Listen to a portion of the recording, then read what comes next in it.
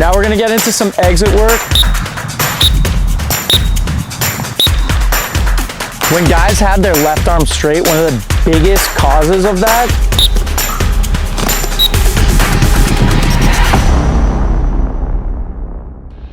What's going on, guys? Coach Derek here, back with another video. Today we're in Waltham, Massachusetts, and we got a little group session going on. 3 of our Cougar Elite members are here. Grabbing a sip of water. We're gonna work a little bit on our clamp, further develop that. Then we're gonna refine our exits through a couple simple drills, and then we're gonna get into some live reps. With those live reps, what I'm really looking for are little weak points in their game to coach them up through that, and it's always good to get after it when you have a couple more bodies here. So with that being said, let's get into it. Well, let's do a little bit of clamp and exit work, and then you guys can take some lives and I can coach you guys through the lives. How's that sound? Oh, we'll do stick efficiency clamps, okay, working on that top edge, getting down the line. Then we'll do slow clamps versus a false clamp, and then we'll put it all together with clamp versus a half clamp. I want us emphasizing that top edge snap and making sure we're shifting our pressure to that top edge, finishing through in like that crank back clamp. So we're gonna start with stick efficiency clamp. Got 10 reps each, ready? Nice. All right, let's go slow clamp versus false clamp. We'll go 5 reps each. I'm just gonna say down, set, go. Make sure we're leading with that top edge, then going down the line, then finishing through with our pressure, all right? Go. Go. Go. Go. Go. Go. So not like that, come down. Okay, so you're getting like your top edge here, really great job with that. And then your stick should like travel along that diagonal with both hands. Does that make sense? Yeah. You're not like using your left hand to get to the diagonal, it's both hands getting to that diagonal. Go. See how it's a little bit more seamless getting over it? Yeah. All right, let's put it all together. Clamp versus a half clamp. Set. That felt good. Nice. Set. Nice. Dude, that feels good.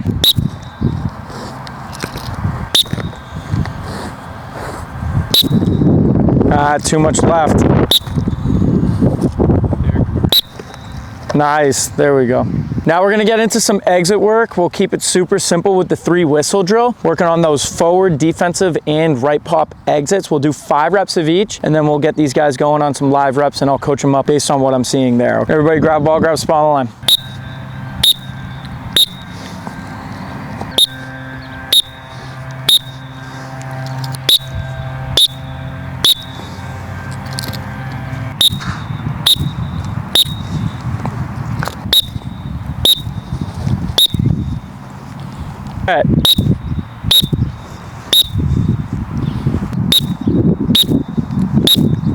You guys ready to get into some live rep-a-roonies? Yeah. All right, bet. We'll go 3 reps and rotate.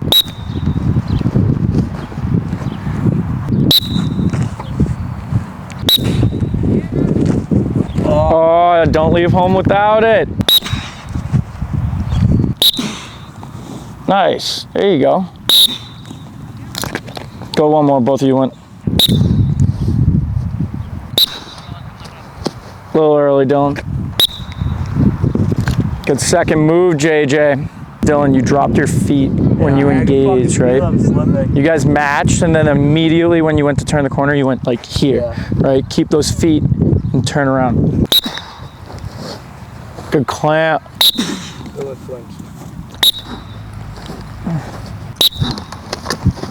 Oh, good idea. What did you do wrong on that one, Griff, clamp-wise? Why was his a little bit better than yours, do you know? I mean, I dropped my left foot.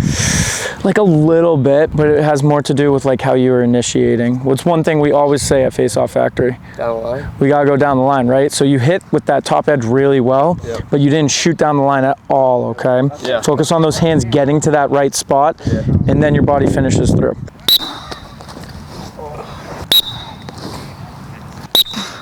There it is. Oh, good rake. Oh, nice. Great clamp. That might have been one of your best clamps, but why do you like hesitate there once you had it?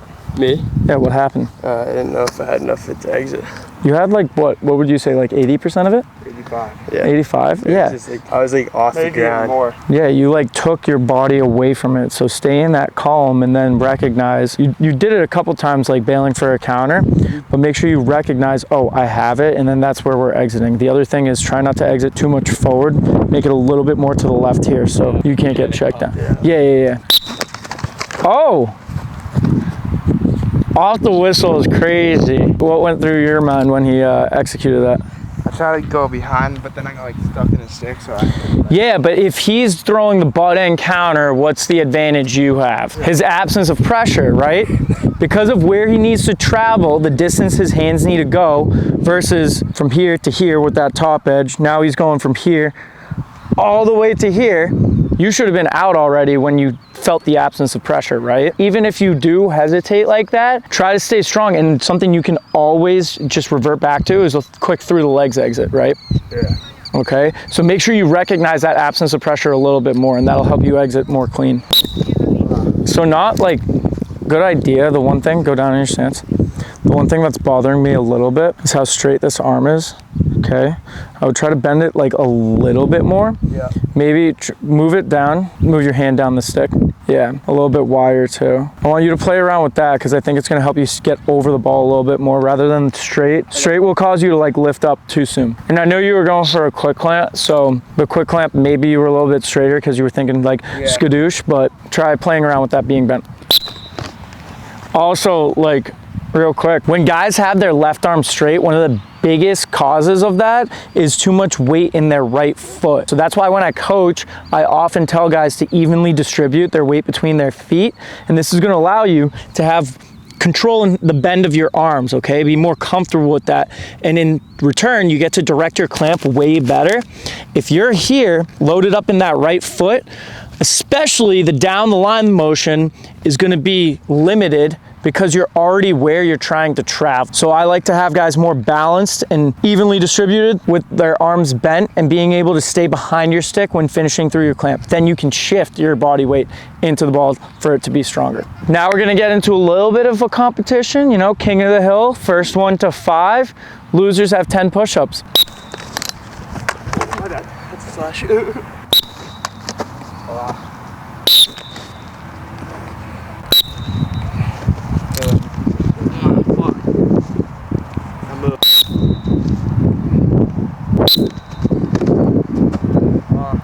All right, so today I'm here with Griffin Caravella, JJ Wilder, and Dylan Wise.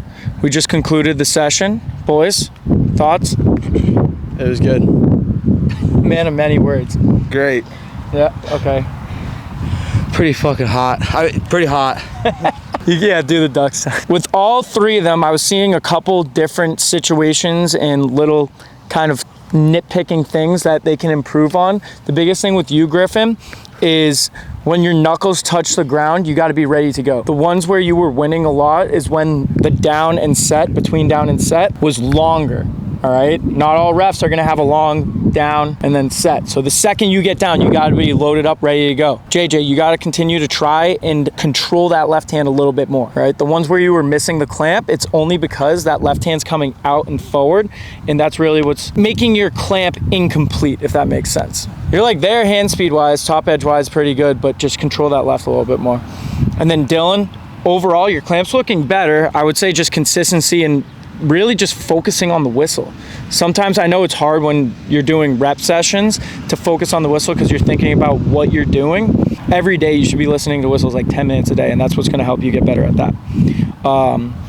And then real quick, rate the session out of 10. Like a 7. It's hot as shit. Oh, the heat? Yeah. Anything I could have done better? Better whistles. Better whistles, okay, I think that's fair. 8.2. 8.2, what can I do to make that a 10? The weather. The weather, I don't know, I can't control the weather. Dylan? No, there's nothing. Probably like a 6.5. I mean, like it was a good session coaching wise, but like it's hot out. I mean, we're at like a bad field, and you know.